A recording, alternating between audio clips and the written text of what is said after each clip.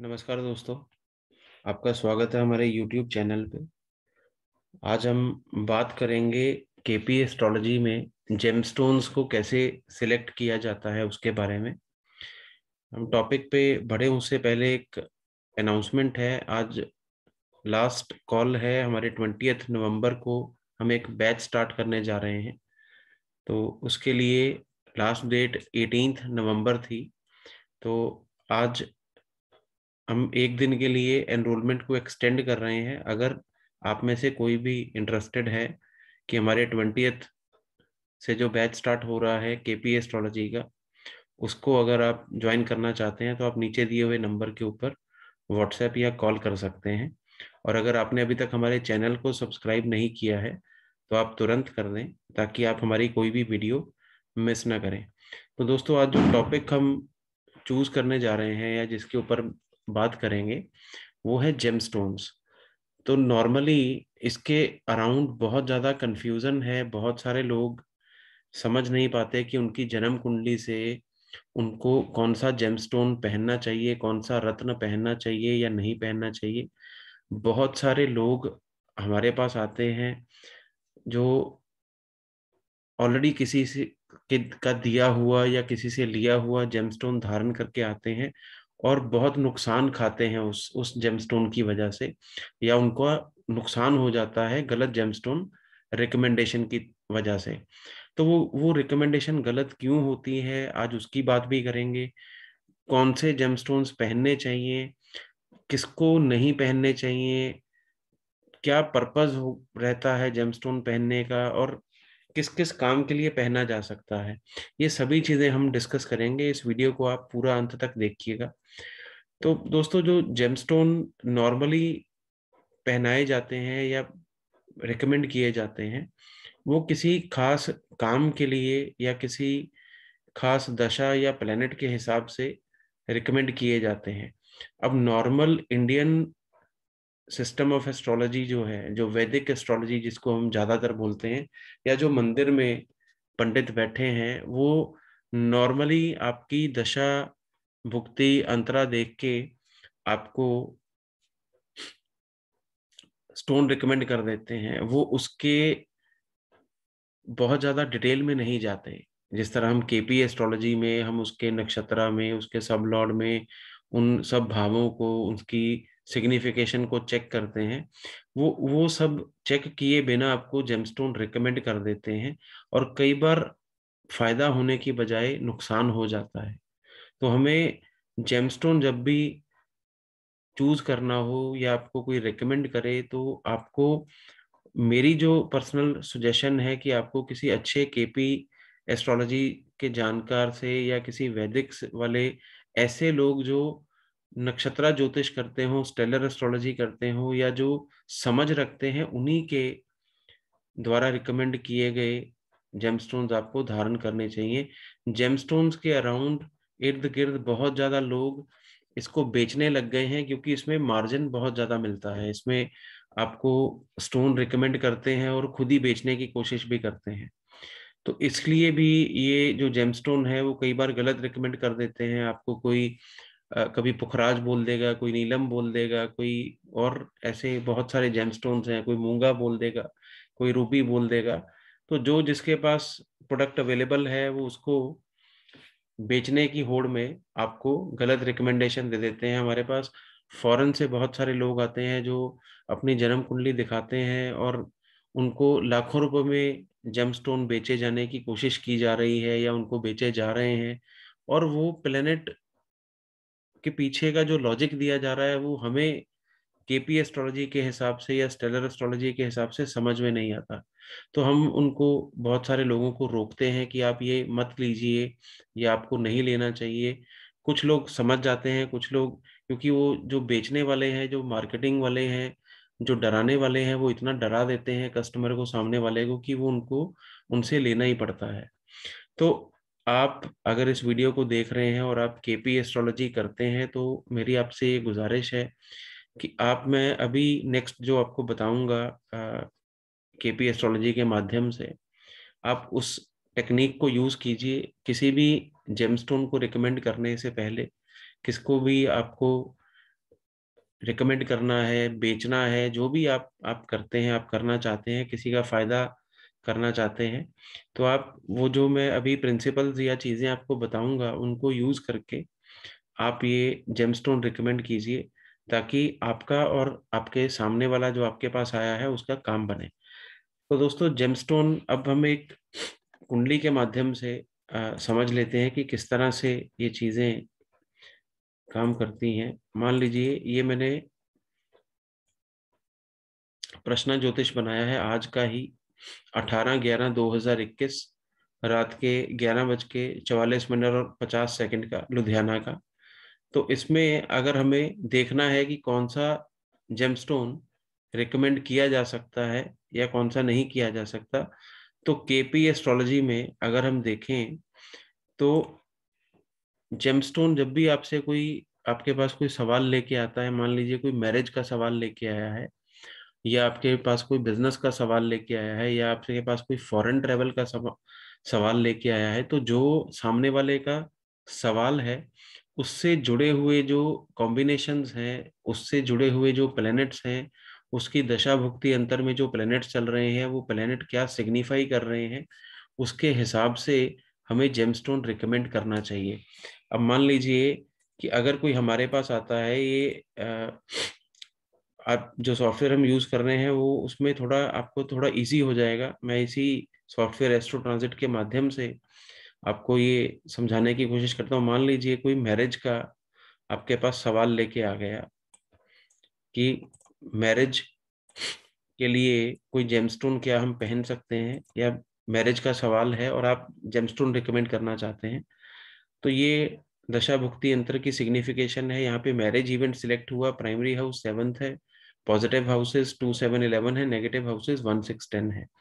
तो अब अगर आप इसको देखेंगे तो अभी जो कुंडली बनी है उसमें जो दशा है वो शुक्र की है, और भुक्ति केतु की, अंतरा केतु का, और ये नीचे बाकी सब प्लैनेट्स हैं जिनकी सिग्निफिकेशन है। तो अब हमें मालूम है कि 2, 7, 11 शादी के लिए पॉजिटिव है, और 1, 6, 10 नेगेटिव है केपी एस्ट्रोलॉजी में। तो यहाँ पे वीनस अगर 1, 6, 10 के साथ लिंक में है तो हम वीनस का स्टोन नहीं रिकमेंड करेंगे। अब वीनस को अगर आप टोटल नंबर देखोगे, पॉजिटिव और नेगेटिव बराबर आ रहा है।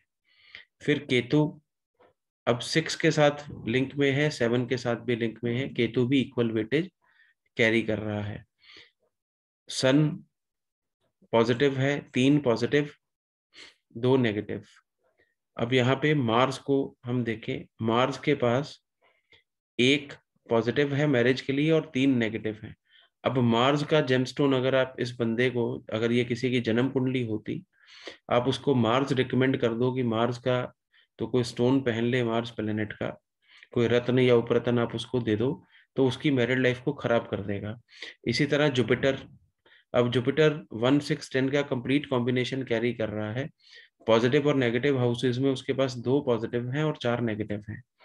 तो मैरिज इवेंट के लिए अगर हम उसको मार्स या जुपिटर या सैटर्न का स्टोन अगर उसको कोई रिकमेंड कर दे, तो उसके लिए बहुत ज्यादा नेगेटिवली काम करेगा। अब यहीं पे यही सेम कॉम्बिनेशंस अगर कोई हमारे पास इसी जन्म कुंडली में से या इसी कुंडली में से जॉब के लिए आ जाए, उसका सवाल हो ज्वाइनिंग अ जॉब, तो फिर हम इन प्लैनेट्स को अगर एनालाइज करें दशा भुक्ति अंतर को, तो अब वही जो जो 6 हाउस और 10 हाउस नेगेटिव था वो पॉजिटिव हो गया।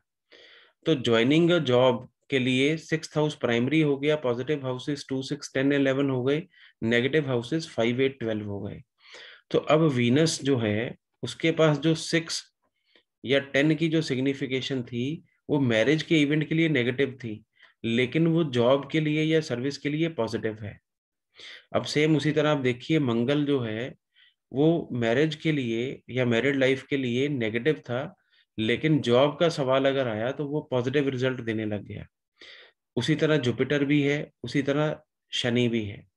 तो जेमस्टोन्स रिकमेंड करते हुए हमें सामने वाले का सवाल देखना है, उसकी करंट सिचुएशन देखनी है, वो किस काम के लिए हमारे पास आया है, तो अगर कोई आपसे पूछे कि आपको मैं क्या पुखराज पहन लूं, क्या मैं नीलम पहन लूं, क्या मैं मूंगा पहन लूं, क्या मैं रूबी पहन लूं, क्या मैं मोती पहन लूं, तो उस स्टोन का जो प्लेनेट है, वो प्लेनेट उस घर में, उस किस घर में बैठा है, किन हाउसेस की वो सिग्निफिकेशन लेके बैठा है, नक्षत्रा लेवल पे, सब लेवल पे, सब सब लेवल पे, उन सबको ध्यान में रखते हुए और सामने वाले के सवाल के को मद्देनजर रखते हुए हमें ये डिसीजन देना है कि आप ये पहन लो।